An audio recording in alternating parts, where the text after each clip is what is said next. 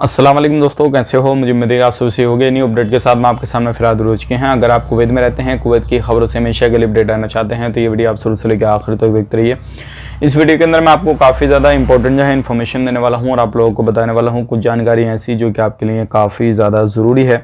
और ये जो है वैक्सीनेशन के हवाले से है, कुछ लोगों की गिरफ्तारी के हवाले से है, तो ज़रूर ये वीडियो शुरू से लेकर आखिर तक देखिए। वीडियो ज़्यादा लंबा नहीं होगा और इसमें आपको काफ़ी ज़्यादा इंपॉर्टेंट जो है जानकारी मिल जाएगी। तो चलिए फिर बिना देरी के वीडियो शुरू करते हैं। लेकिन उससे पहले मैं आपको बता देता हूँ, चैनल हमारा पहली बार देख रहे हैं, चैनल को ज़रूर सब्सक्राइब करें और साथ ही साथ बेल आइकन ज़रूर प्रेस कर दें ताकि हमेशा आपको इसी तरीके से कुवैत के बारे में इन्फॉर्मेशन की वीडियो सबसे पहले मिलती रहे।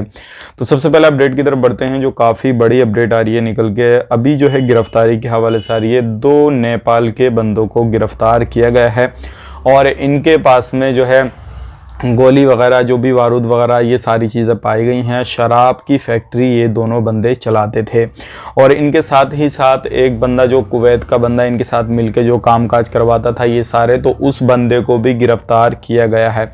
और इनका छोटा मोटा काम नहीं चल रहा था, काफ़ी बड़ा इनका काम चल रहा था, बड़े पैमाने पे इनका काम चल रहा था। तो ये एक बड़ी खबर है।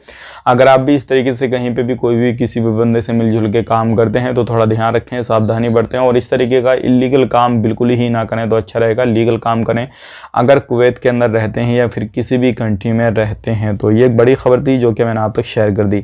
अब यहाँ पे बात कर लेते हैं, जो अगली खबर आ रही है निकल के, वो आ रही है जो लोगों ने 2 डोज लगवा चुके हैं, यानी कि 2 वैक्सीन उनको लग चुकी हैं और कुवैत के अंदर ही लगी हैं दोनों। तो अब उन लोगों को चाहिए जिनको 6 महीने हो गए हैं तो वो तीसरा डोज लगवा लें, और जिनको जो 6 महीने नहीं हुए हैं, 4 महीने, 5 महीने या फिर किसी भी तरीके से 5.5 महीने, मतलब 6 महीने के अंदर अंदर हैं, तो उनको 6 महीने होते ही तीसरा डोज लगवा लेना चाहिए।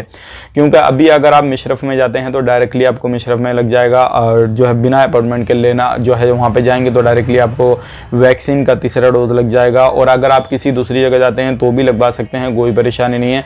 लेकिन यहाँ पर ध्यान देने वाली बात यह है कि जिन लोगों को 2 डोज कंप्लीट लग चुके हैं उन लोगों को भी जो ओमिक्रॉन वायरस जो है वो नहीं छोड़ रहा है। तो आने वाले वक्त में आपको ध्यान रखने वाली ज़रूरत यह है कि आप कहीं पर भी घूमने जाएं, फिरने जाएं, मास्क वगैरह का भी ध्यान रखें, सोशल डिस्टेंसिंग वगैरह का भी ध्यान रखें, और भी जो रूल रेगुलेशन बनाए हैं कुवैत गवर्नमेंट की तरफ से उनको सभी रूल रेगुलेशन को आपको फॉलो करना है ताकि किसी भी तरीके से आपको कोई भी प्रॉब्लम ना हो और किसी भी तरीके से कहीं पर भी काम काज करते हैं किसी भी फील्ड में तो आपको परेशानी ना हो।